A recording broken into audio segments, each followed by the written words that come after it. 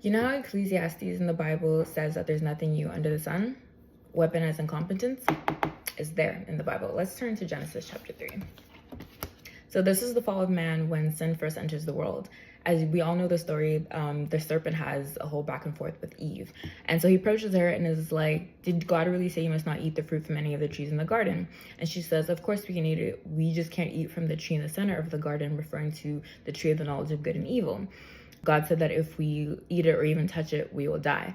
And then the serpent responds, you won't die. God knows that your eyes will be opened as soon as you eat it, and you'll be like God, knowing both good and evil. So Eve was convinced, quite too easily if you ask me, but she was convinced. So this is verse 6 now. She takes the fruit, sees that it's delicious, and then eats some. Then she gave some to her husband, who was with her. So the whole time when she's having this back and forth with the serpent, Adam's there. He's just quiet, but he's there the whole time. He doesn't step in, intervene, and say, hey, babe, God said no, don't do that. He just stays quiet. Let's keep the fact that he was quiet in mind as we move further along into the passage. So they eat the fruit. It does what it was promised to do. It gives them the knowledge of good and evil, and they realize that they're naked. So they sew some fig leaves together to cover up their nakedness. And then later on, when they hear God walking in the garden, they hide because they were afraid. Then God calls out, Adam, where are you? He replies, I heard you walk in the garden and I was afraid because I was naked, so I hid.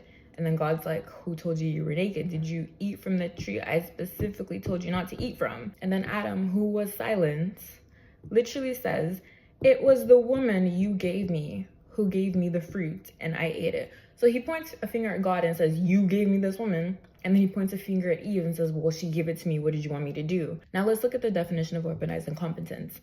So it is when someone pretends that they don't know how or acts passively to avoid responsibility, especially so someone else will handle it.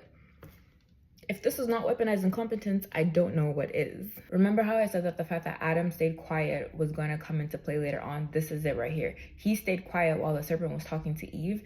And because of that, he was able to abscond responsibility to basically say, it wasn't my problem, it wasn't my fault, when they got in trouble. So if you're a Christian girl and you're on your whole like, oh, I'm praying for my Adam, I'm waiting for my Adam, maybe don't. Pray for your Boaz, who's gonna be a provider, who's gonna make things happen. Or pray for your Jonathan, who's gonna be loyal and have emotional intelligence. Pray for literally anybody else. No hate to Adam.